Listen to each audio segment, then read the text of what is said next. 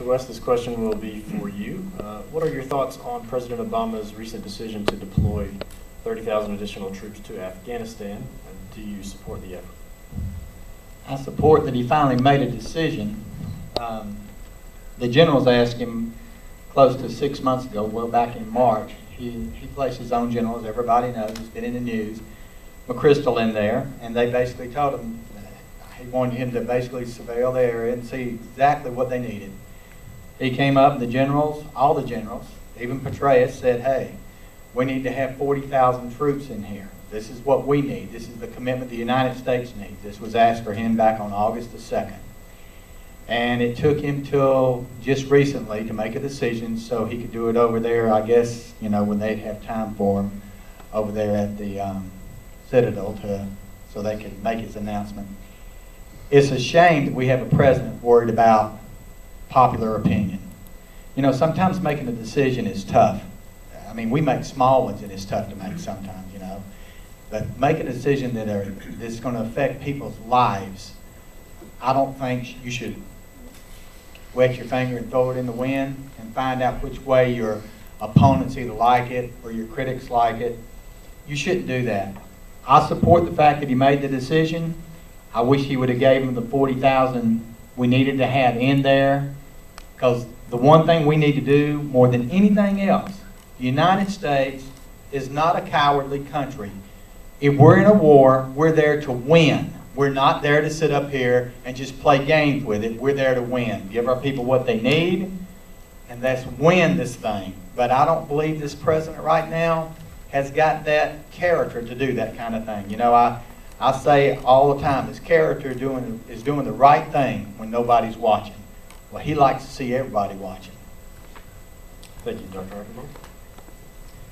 I think the problem in Afghanistan is with the mission itself. Afghanistan is a fabricated country. There are a few big cities. And the rest of the country is just small hamlets, tribes, basically people with 21st century weapons and a 12th century mentality.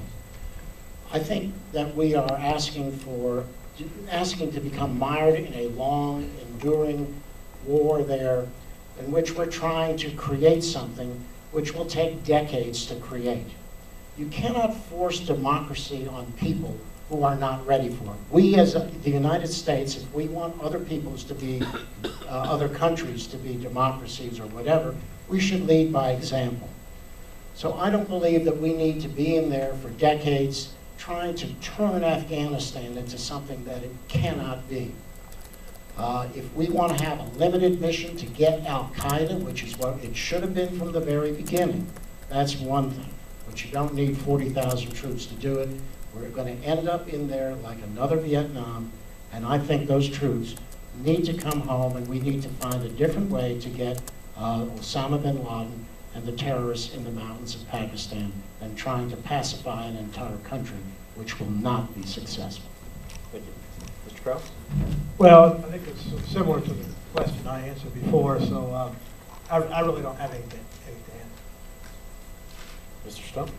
I realize that, as you had mentioned, you know, the long-term implications. Yeah, maybe it isn't a perfect situation. All I know is that those people, our people, need the troops, and if that's what's going to keep our people alive, I'm all for it. It should have happened back when General McChrystal first had asked, you know, for that. And I find it obscene that you have a commander-in-chief who invested a whole 25 minutes talking to that general, you know, until just recently. And you've got our lives in jeopardy. You know, our 18, 19, 20, 22-year-old people over there that are doing the job. It's absolutely absurd. And I think that hammers home the point, too, that, you know, you have a commander-in-chief. That's a very big job for a president. I think you need to have people that are running the country that have military experience. If they're making decisions that affect our, our young people's lives that are in the military, you need somebody that knows what they're talking about. And I think it's absolutely absurd the way that they've done it. We got to make up our minds. Either we're in or we're out. If we're going to be in, let's do what we got to do and have some attainable goals, some benchmarks, and get it done. If we're not, then let's just get the heck out of there and let them, do whatever they're going to do. I think the indecision drives me crazy. As you had mentioned, it is absolutely mind-boggling that somebody could let this go on and have these deaths occur since August. And there has been a spike in deaths, and I really attribute it to the lack of troop strength. Thank you very much.